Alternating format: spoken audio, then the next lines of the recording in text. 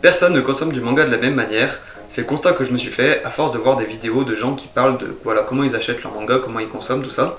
Donc vu qu'on est tous différents, moi je vais te proposer ma façon de consommer. Voilà, donc c'est intéressant, tu pourras me dire la tienne en commentaire.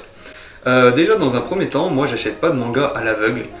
J'achète jamais des mangas, genre toujours je vais forcément me renseigner, regarder des vidéos, savoir de quoi ça parle, des choses comme ça arrive dans de très rares cas, mais en général j'achète pas de manga sans savoir ce que c'est.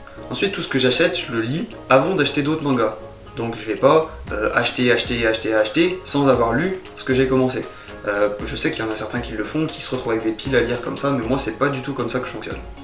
Ensuite j'achète à la fois des séries qui sont en cours de publication et des séries qui sont terminées. Donc ce que je fais c'est que d'abord je liste en priorité toutes les sorties de ce mois, des séries que je continue, je les achète et puis après en fonction de ce qui me reste, je regarde pour compléter les séries que j'achète qui sont pas forcément en cours de parution, qui sont terminées. Ensuite c'est pas un placement de produit mais j'achète souvent à la Fnac parce que tu as une grande diversité de mangas et puis pour la praticité j'achète sur internet, je récupère mon colis et hop j'ai pas de temps à perdre dans les rayons. J'achète aussi des mangas d'occasion sur Vinted.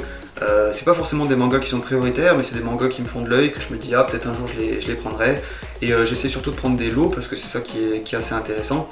On peut négocier le prix en plus, des choses comme ça. Ensuite j'essaie de pas trop m'éparpiller, j'essaie de pas avoir beaucoup de séries en même temps.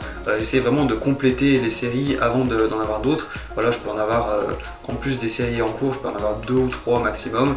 Par exemple cet été j'ai terminé Goblin Slayer, ensuite je suis passé à Vinland Saga, ensuite je suis passé à Monster, là j'ai terminé Monster, donc je vais pouvoir continuer d'autres choses que j'avais mis en pause, par exemple les Sunken Rock ou des choses comme ça.